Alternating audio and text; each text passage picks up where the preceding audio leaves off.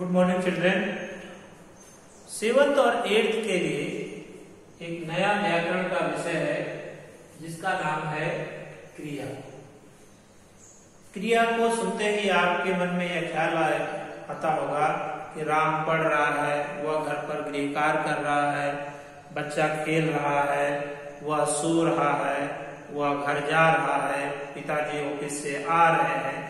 तो इसमें जाना, आना, खाना, पीना, रहना, ये सभी जो है वो सभी क्रियाएं कहलाती हैं।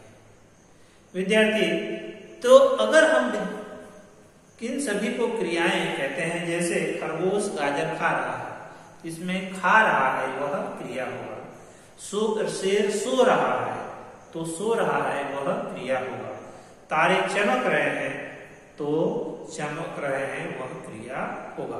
तो परिभाषा के ऊपर जाए विद्यार्थी, जिन शब्दों से किसी कार्य के होने का बोध हो, करने का, किसी कार्य के होने या करने का बोध हो, उसे हम क्या कहेंगे? क्रिया कहेंगे। जैसे शेर सो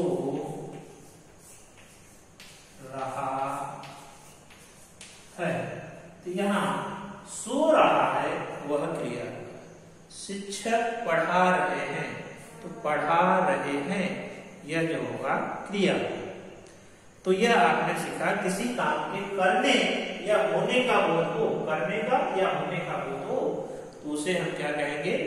क्रिया शब्द कहते हैं। अब क्रिया जो है में धातु शब्द है, तो क्रिया के मूल रूप को धातु कहते हैं। जैसे पढ़, लिख, जा, खा, सुन, इसको हम धातु कहा जाता है।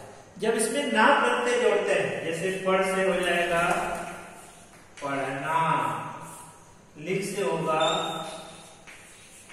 लिखना, जा से जाओगा जाना, ये हो जाएगा खाना। तो ये पढ़ना, लिखना, जाना और खाना, ये ना लगाकर हम सामान्य क्रिया को बनाते हैं।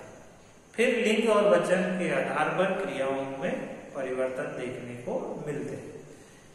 पहली क्रिया जो है ना से बनती है, उसके बाद उसमें परिवर्तित जो रूप है, कुछ क्रियाएं नाम धातु से, नाम से बात, जैसे सर्व है तो सर्वमाना, नाम धातु क्रियाओं से भी बनती है।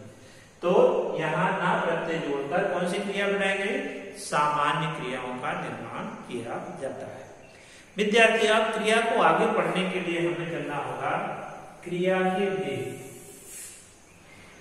क्रिया के भेद, तो क्रिया को दो प्रकार से पढ़ा जाएगा, रचना के आधार पर, और दूसरा है कर्म के आधार। कर्म के आधार पर, जिसमें कर्म हो और जिसमें कर्म न हो। तो कर्म के आधार पर क्रिया के दो भेद हैं, एक है सकर्मक क्रिया और दूसरा है अकर्मक। एक है सकर्मक क्रिया और दूसरा है अकर्मक क्रिया। कि जैसे क्रिया का फल कर्ता पर पड़ता है, उसे कहते हैं अकर्मक क्रिया। जिसमें कर्ता और सिर्फ क्रिया हो, कर्ता और क्रिया हो, उसे कहते हैं। जैसे हिरण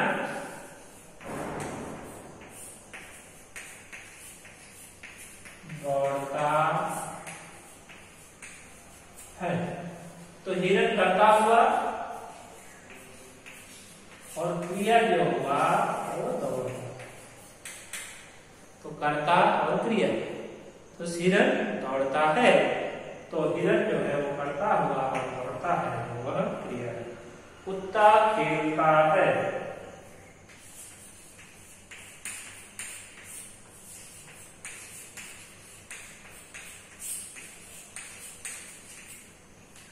कुत्ता खेलता है, तो उसके अंदर कुत्ता जो है वो करता हुआ और खेलता है जो वह क्रिया हुआ।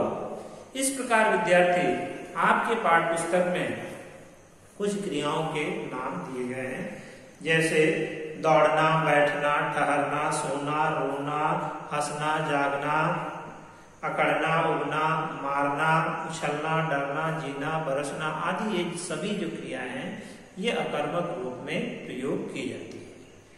दूसरा है सकर्मक क्रिया। जिस क्रिया का फल कर्ता को छोड़कर कर्म पर पड़े उसे सकर्मक क्रिया कहते हैं। अर्थात सकर्मक क्रिया को पहचानने के लिए क्रिया से क्या लगाकर या किसको लगाकर प्रश्न पूछेंगे तो उत्तर मिलेगा तो उसे सकर्मक क्रिया कहा जाता है। जैसे बालक फल खाता है, क्या खाता है? फल। उत्तर मिला तो उसको कहेंगे सकर्मक क्रिया। उदाहरण के रूप में देखें विद्यार्थी, नेहा खाना खाती है। इसमें क्या खाती है? खाना। एक ही कर्म है तो सकर्मक क्रिया दो प्रकार की होती है।